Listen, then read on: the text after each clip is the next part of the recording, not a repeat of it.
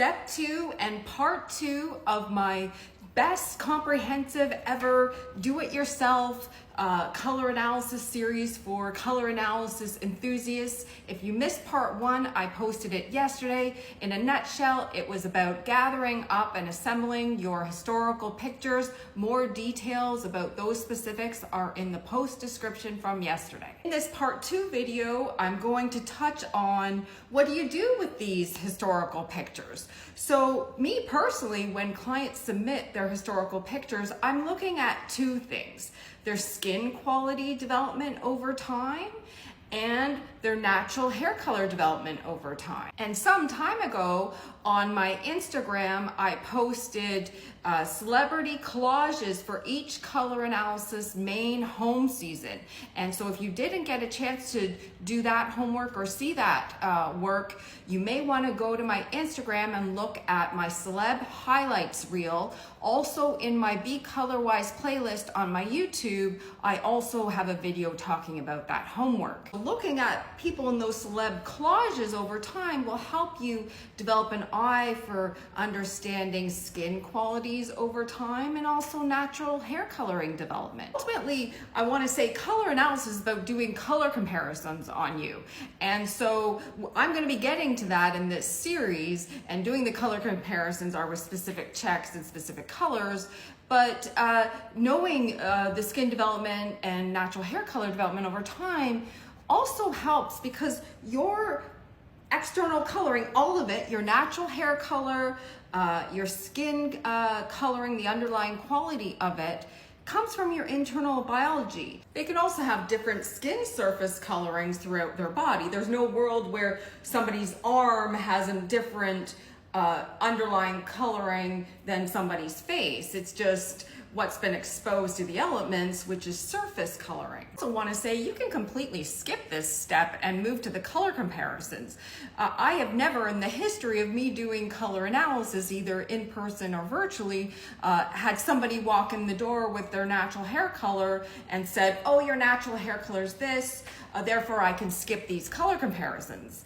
I always do all the color comparison steps with every applicable color for every client. So if you don't want to use the cheat sheets in this video, you can skip it.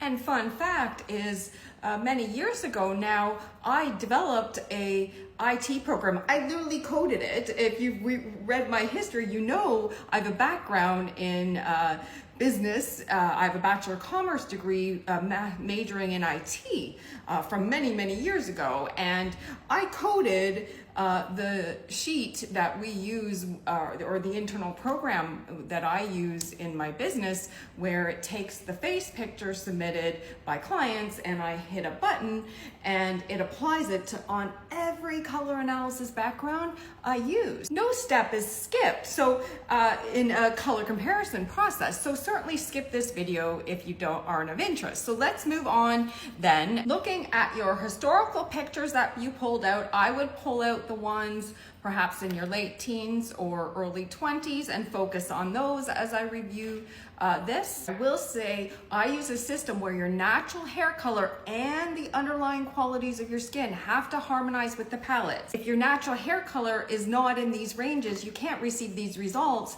And this is a cheat sheet, because if your natural hair color isn't in these ranges, ultimately the skin checks will fail as well. So again, you can skip this step and just do the color comparisons. These are just cheat sheets. If your natural hair color is in the medium to light range, you can rule out true winter. Most true winters have dark hair color. If your hair is in medium to light range, you can rule out true autumn. Most true autumns have dark hair color. Notice I'm leaving out tone here, because I find some people get so focused on the tone and think their hair is ashy when it really doesn't have obvious warmth, so they confuse that. I'm focusing only on value in these ranges. For some reason, I can't find my True Spring strip right now.